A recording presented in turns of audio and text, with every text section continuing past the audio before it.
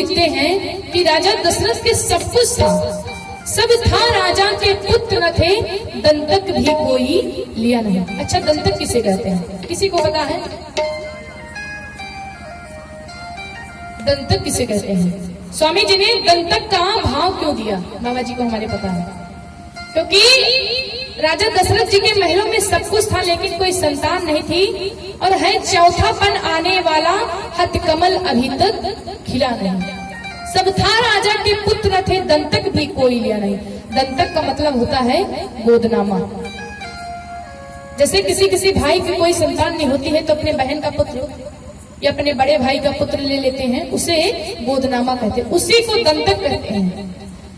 तो दशरथ जी ने अपने जीवन में कभी किसी संतान को दंतक भी नहीं लिया। सब था, राजा के पुत्र न थे, दंतक भी कोई लिया नहीं, है चौथापन आने वाला, हथकमल अभी तक खिला नहीं।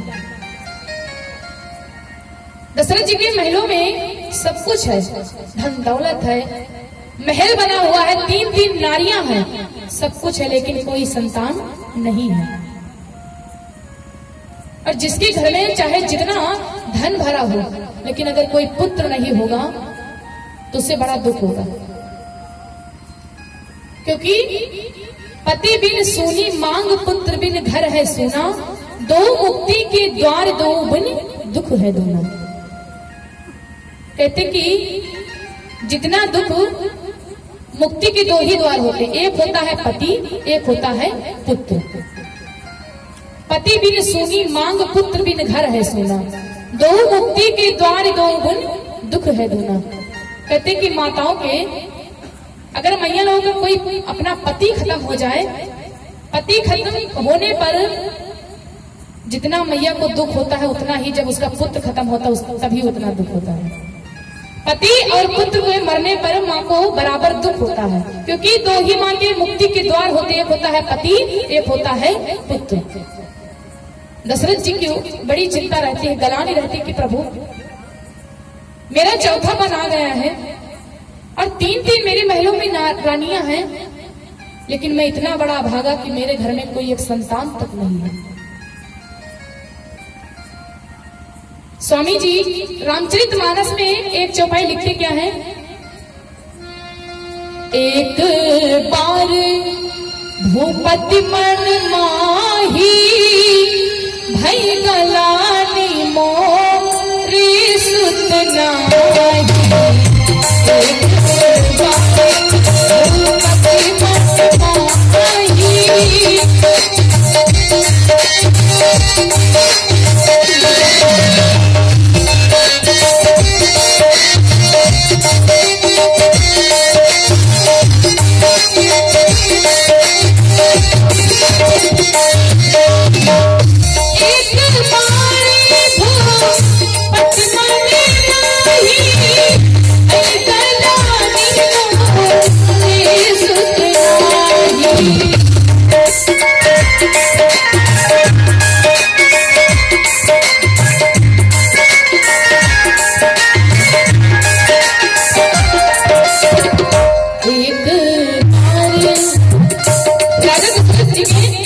रामचरितमानस में स्वामी जी ने लिखा बालकांड में कि एक बार भूपति मन माही, भई गलानी मोरे सुत नाही। आप सोचिए, जिस भाई के, जिस पिता के कोई संतान नहीं होगी, उसको तो रात दिन गलानी होगी इस बात को सोच करके कि मोरे कोई संतान नहीं है।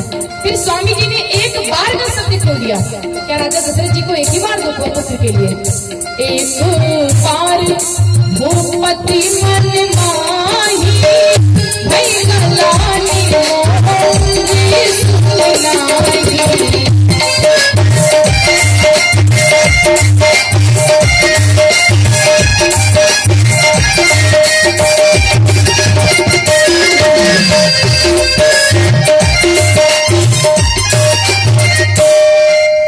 एक बार भूपति मन माही, भई गलानी मोरे सुत नाही। जो भक्त रामचरितमानस को पढ़ते हैं उनको पता होगा कि बालकांड में स्वामी तुलसीदास जी ने लिखा चौपाई में कि एक बार भूपति मन माही, भाई गलानी मोरे सुत नाही। एक बार का शब्द क्यों लिखा? आप सोचिए कि जिसके कोई संतान नहीं होगी वो तो रात दिन सोचेगा कि मेरे कोई संतान नहीं है, और रात दिन उसे दुख रहेगा इस बात का कि मेरे कोई संतान नहीं है। क्या चक्रवर्ती जी को जीवन में सिर्फ एक ही बार दुख हुआ पुत्र के लिए? फिर स्वामी जी ने एक बार का शब्द क्यों लिखा?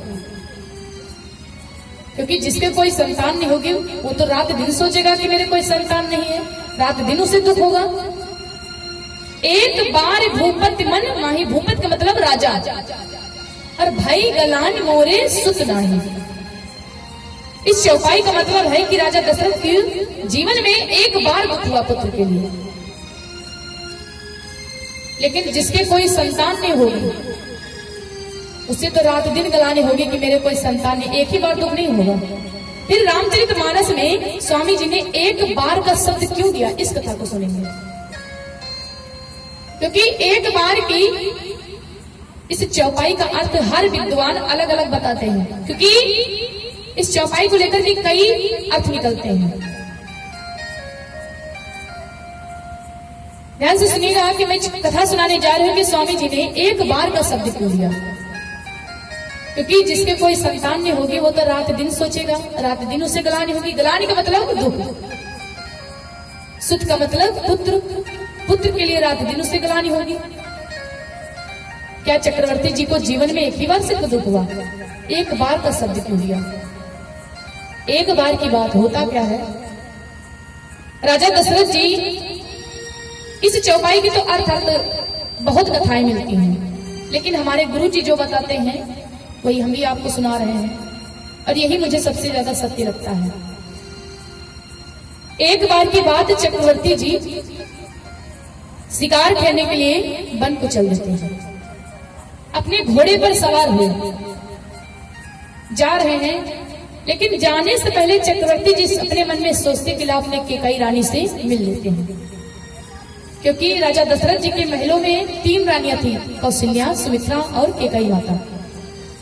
लेकिन चक्रवर्ती जी सबसे ज्यादा प्रेम केकई मैया से ही करते थे, क्योंकि दुनिया में केकई माता जैसी कोई माता नहीं हो सकती है। लोग कहते कि राम का वनवास केकई माता ने किया, लेकिन राम जी का वनवास केकई माता ने नहीं किया है। सबसे लोग इस दुनिया में ना जाने कितना बुरा भला शब्द मार केकई को कहते कि राम जी का वनवास कर दिया, लेकिन राम जी के लिए, मेरे केकई माता के लिए राम जी ने खुद प्रमाण बनाए हैं। कब? जब चित्रकूट में भरत मिलाप होता है। भरत जी भी जानते तो न जाने क्या क्या मैया को बुरा भला शब्द कहते हैं। तब भगवान श्री राम कहते कि नहीं भरत, मेरी माँ केकई हर तरह से निर्दोष है, और मेरी माँ को दोषी वही ठहराएगा जिसने अपने जीवन में कभी सत्संग नहीं किया होगा। जो जड़ होगा वही मैया को दोषी कहेगा। क्योंकि राम, मैया ने वनवास राम का नहीं किया था, राम जी ने मैया से खुद वनवास मांगा था। आइए थोड़ी सी इस कथा को सुन ले। क्यों? क्योंकि यहाँ पर 5 दिन का ही टाइम है और 1 मीटिंग की कथा होती है, तो राम विवाह ही हो पाएगा, वनवास की कथा तो हो नहीं पाएगी। लेकिन जो मेन कथाएं हैं वो आपको सुना दे कि मैया जी का, राम जी का वनवास किया किसने था। लोग कहते हैं कि माँ केकई बहुत दोषी है। राम जी ने खुद अपना वनवास मांगा। कब? राम जी के बाल्यपन की कथा है। राम, लक्ष्मण, भरत, शत्रुघ्न 4 पुत्र थे, लेकिन मैया केकई सबसे ज्यादा प्रेम करती थी तो राम को सबसे ज्यादा। जो माँ रात दिन राम से प्रेम करती होगी वो कैसे अपना भला बेटे का वनवास कर सकती है। एक बार की बात हुआ क्या, मैया केकई अपने आंगन में बैठी थी, अपने आंगन में बैठी थी, और राम जी मैया के पीछे से गए, ऐसे नेत्रों को बंद कर लेते हैं पीछे से। मैया सोचने लगी इतना नटखट तो मेरा लक्ष्मण हो सकता, क्योंकि राम जी बहुत सरल स्वभाव के हैं। अरे लक्ष्मण मेरे नेत्रों को खोलिए। जब मैया के नेत्रों को राम ने खोला तो देखती क्या है कि वो लक्ष्मण नहीं राम है। मैया कहने लगी कि बेटा आज तो जीत गए, मैं हार गई, मांग लीजिए मुझसे कोई वरदान। राम जी को चांस मिल गया कि मैया जिस लिए मेरा उतार हुआ है ना, अगर तुम वरदान को नहीं दोगी तो दुनिया में कोई नारी दे नहीं सकती है। तेरा बेटा वो काम नहीं कर पाएगा, क्योंकि राम जी का अवतार किस लिए हुआ है? राक्षसों का संहार करने के लिए। मैया कहती मानो मांगो राम, तो मेरे प्राण मांगेगे ना, मैं प्राण भी तुझको निकाल करके दे दूंगी। भला कैसे भक्तों कह दिया जाए कि मैया कैकेयी ने राम का वनवास किया। राम जी कहते कि मैया मेरे वरदान मांगने से और तुम्हारे वरदान देने से हो सकता है कि दुनिया में कोई भी नारी अपनी पुत्री का नाम कैकेयी नहीं रखेगी। मैया कहती कि राम तुम कैकेयी की बात करते हो, अगर मेरे वरदान देने से मेरे राम का काम बन जाए ना, तो कैकेयी एक जन्म तक नहीं 100 जन्मों तक अपने जीवन को देने के लिए तैयार है। धन्य है कैकेयी माता। फिर भी लोग, हम कथावाचक लोग बैठ करके व्यास मंच को कितना बुरा भला शब्द कहते हैं, लेकिन कैकेयी माता हर तरह से निर्दोष है। राम जी कहते क्या है कि मैया मेरे वरदान मांगने से और आपके वरदान देने से हो सकता है कि तुम्हारे मांग का सिंदूर भी मिट जाए। मैया कुछ क्षणों के लिए मौन हो गई शब्द को सुनकर के, क्योंकि कोई पृथ्वी पर नारी नहीं चाहती है कि मेरे सौतेले पुत्र के लिए मेरा मांग का सिंदूर मिट जाए। कोई नारी नहीं चाहती। इतना त्याग तो कोई दुनिया में नारी नहीं कर सकती, यहां तक कि कौशल्या मैया भी नहीं कर सकती थी। मैया कैकेयी कहने लगी राम अगर मेरे वरदान देने से मेरे राम का काम बन जाए ना, तो इसके लिए भी मैं बेटा परवाह नहीं करती हूँ, क्योंकि मेरे 2 ही तो नेत्र हैं, एक है मेरा राम, एक है मेरा भरत, और दोनों नेत्रों से मुझे बराबर ही दिखाई पड़ता है। मांग बेटा क्या चाहिए? अब भरत जी कहते कि मैया मेरे वरदान को मांगने से तुम्हारा बेटा जो भरत हो गया ना, तुमको कभी जीवन में मां नहीं कहेगा, त्याग कर देगा तुम्हारा। मैया कुछ क्षणों के लिए मौन होती, राम ये भी मुझे मंजूर है। हाई कोई पृथ्वी पर नारी जो इतना कर सकती, कोई नहीं कर सकती है कि सौतेले पुत्र के लिए अपने बेटा को ही, एक माँ के लिए दुख सबसे बड़ा यही होगा कि उसका ही बेटा उसे माँ कहने से इनकार कर दे, तो नारी के लिए जीवन में इससे बढ़कर कोई दुख नहीं होगा। लेकिन कैकेयी माता कहती हैं कि ठीक है राम ये भी मुझे मंजूर है, मांग तुझे क्या चाहिए? अब राम जी कहते कि मैया मुझे चाहिए क्या? राज करने, जब मेरा राजे बनने के टाइम आए ना तो करना क्या? अवसर आई राज करन, जब अवसर आई तब देव बन पास पठाए। राज